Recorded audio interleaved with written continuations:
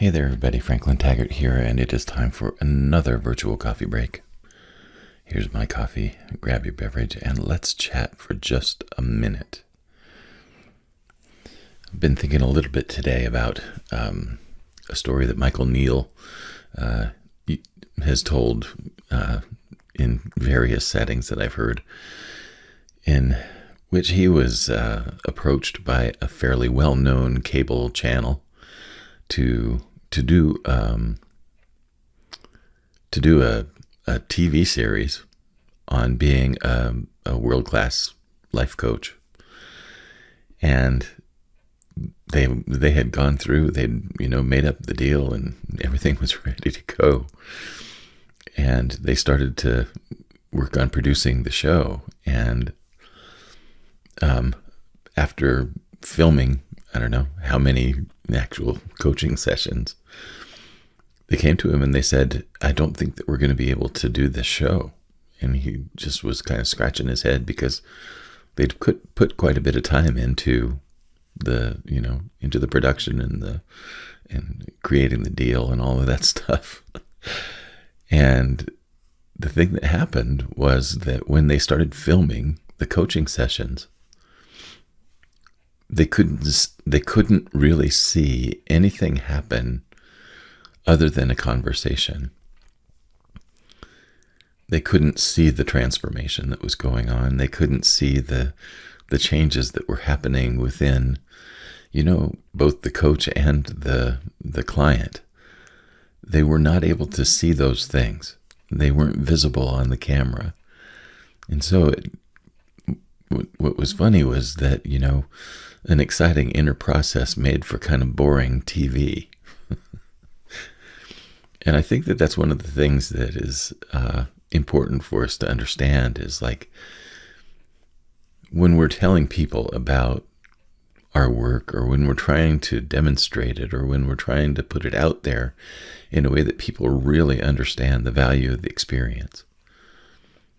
Sometimes it's really hard to convey. Sometimes it's not hard. Sometimes it's not very easy to see.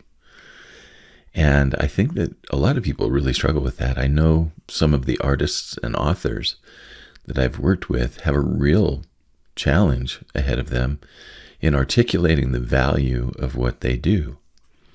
And a big part of that is that, the value of a creative person's work generally happens on the inside of the person who receives it.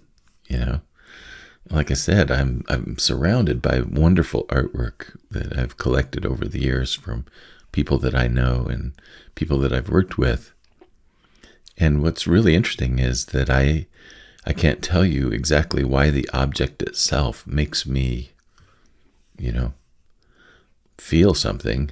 All I can say is that there's an experience that happens when I encounter the artwork around me that enhances my life.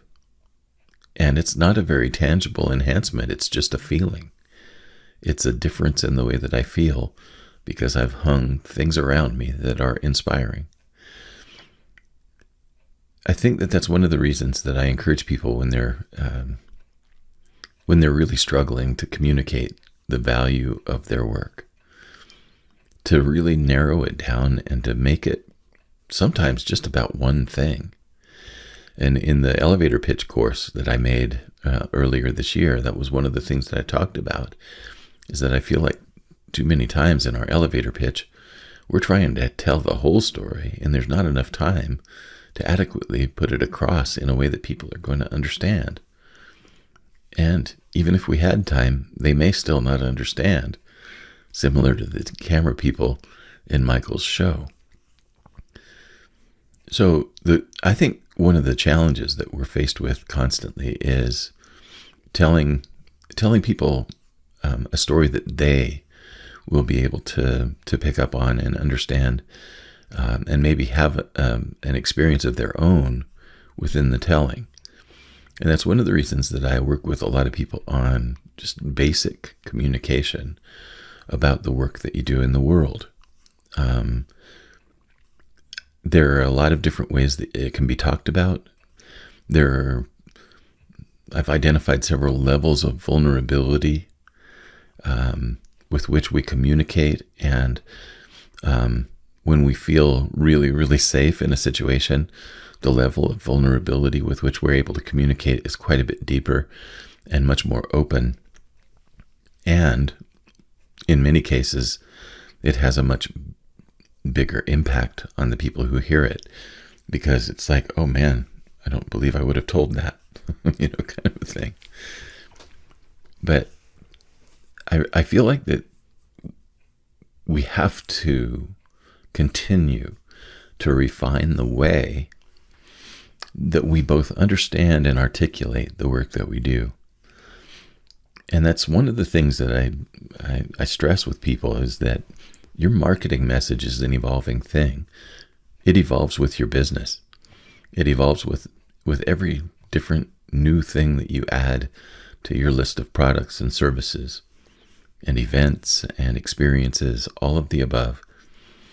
Every time that your business changes, your message is going to change slightly. Maybe not even slightly, maybe drastically. And I think it's really important for us to get comfortable with the idea that from day to day, our message needs to shift for a variety of reasons, not just the changes within what we're doing and the company that we've made, or the organization that we've created. I think there are reasons external to us as well. Like, it's like I'm speaking to a different audience. They're going to probably have a different language and a different context with which to understand what I'm doing. So I'm going to have to communicate it differently there too. In any case, I think one of the things that we need to understand starkly, going back to Michael Neill's story, is that we can deliver an extraordinary experience in which a person's life changes and the camera won't see a thing. And I think we have to be okay with that. And I think that's also one of the reasons that we have to be so